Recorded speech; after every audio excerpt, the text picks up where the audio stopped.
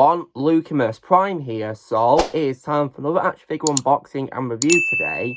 And in today's video, I'm going to be unboxing a figure for one of my favourite villains of all time in comic book history, and most definitely my favourite villain in Marvel Comics of all time.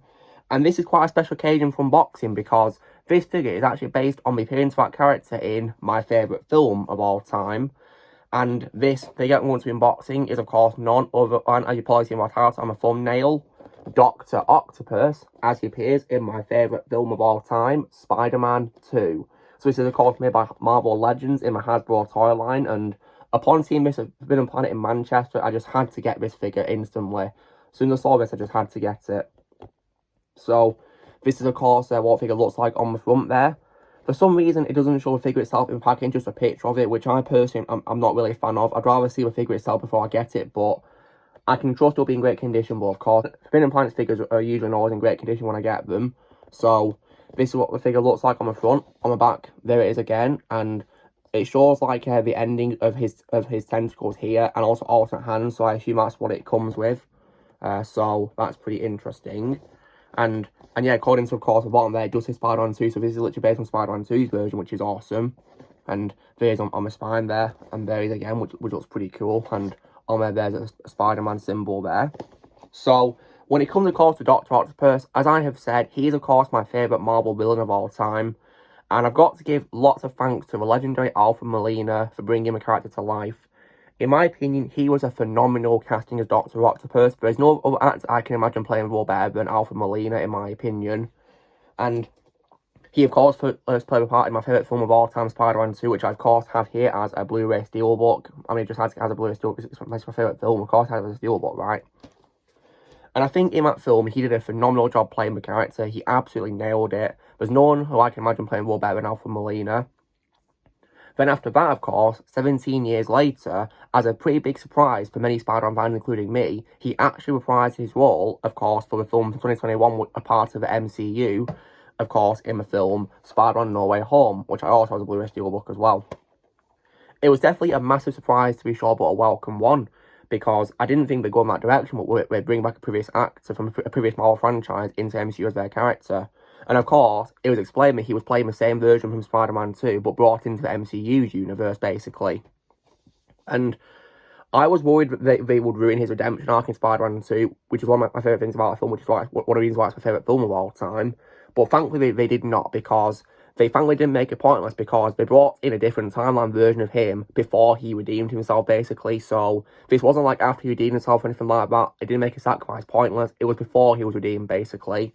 And in the film, of course, he gets cured of his control from his tentacles, and he's able to, of course, help the heroes, which I definitely really liked how he joined them and helped them. That was definitely really good. I especially as well love the scene where he reunited with his Spider-Man of his universe, played, of course, by my favourite Spider-Man actor of all time, Tobey Maguire, which was definitely a heartwarming scene, especially for fans of the Raimi trilogy like me, of course. I feel like Doc Ock's dialogue in that scene where he asked him how he is literally felt like he was talking towards fans who have grown up with Raimi trilogy, and then, of course, are now adults watching Tom Holland's films. And then after that, of course, Doc Ock is sent back to his universe, and I've got a feeling, of course, that he was sent back to the present day with Tobey, Spider-Man, and the other villains from his universe too. Because I feel if they sent him back to a point where of course, he was taken from, then I kind of feel it would have made the film pointless, really. The whole, like, redeeming of the villain's pointless if he got sent back to die anyway, or wherever it left before we're taken anyway, you know what I mean? So I've got a feeling he was sent back to the present day to be redeemed, a redeemed man right there, just done right there so well, in my opinion. So now let's get the figure open, shall we? So hopefully it shouldn't be too hard to open.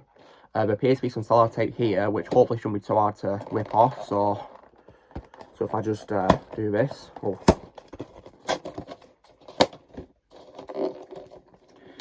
Okay, there we go. I'm gonna open it from this side. Oh.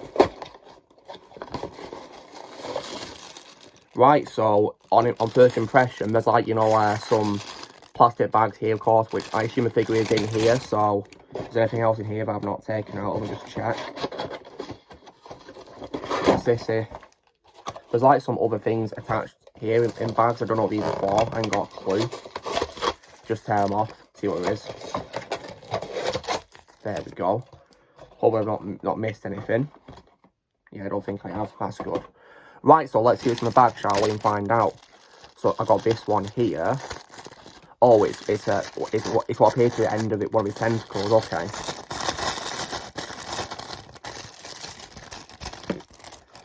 Here we are. So this appears to be the end of one of his tentacles, and is it posable? Oh, it is nice. So you can actually, you know, move the piece of that. That's definitely really cool. And I assume there's another one in here as well, just like it, I think. So it's got how you can customise the tentacles. I definitely love that feature of the character.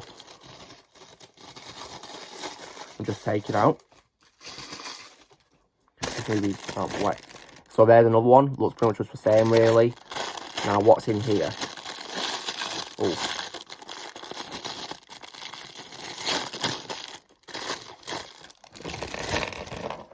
Okay, so got more tentacles in here. So here's some here. These ones don't appear to be pausable for some reason. Maybe they're just meant to be like that way or something. And also as well, got these ones here, which also are not pausable either. I think these meant to be when the figure is like standing, using the tentacles or something. There's another one in there as well. You get two of them. Here is alternate hands, which are pretty nice. So, and I assume, of course, the figure itself is in here.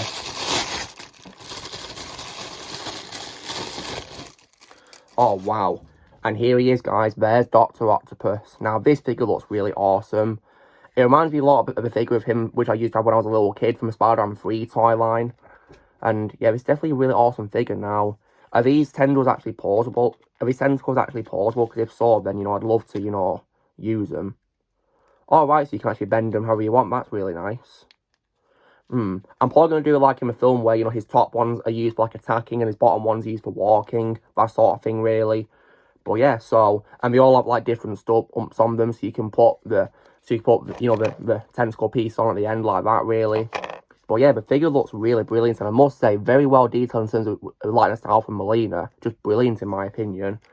The arms can turn around as well, very well pausable, which is brilliant. It's good for pausability.